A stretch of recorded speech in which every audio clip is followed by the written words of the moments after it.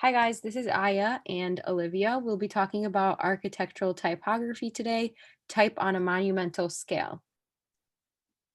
When you hear the words graphic design or typography, you might think about logos, posters, and other typical forms graphic designers are responsible for.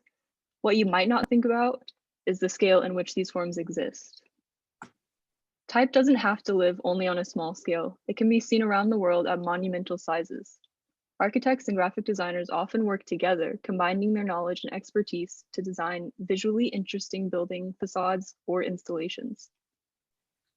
When designing something that will exist at such a large scale, there's a lot to consider, such as how the lighting and shadows will potentially change the way the type reads, how Mother Nature might affect the work over time, or the relation of the site in which the design will live.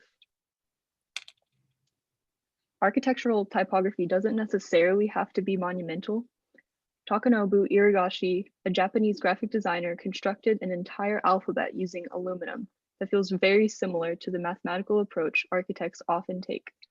The aluminum alphabet series was created in 1983 and remains a groundbreaking study of form and material in type design. Irigashi experimented with typography over his 20-year design career. Other important work includes these hand-drawn 3D letter forms. Despite technically being flat, the letter forms mimic architectural structures. Another example would be Centro di Sincia, which is located in Portugal. It translates to science alive. It's a science museum in Lisbon that represents a mean of sharing information in a coded way. The design involves different patterns with bigger and smaller cuts that create openings where you see the letter/number form from the light that goes through it.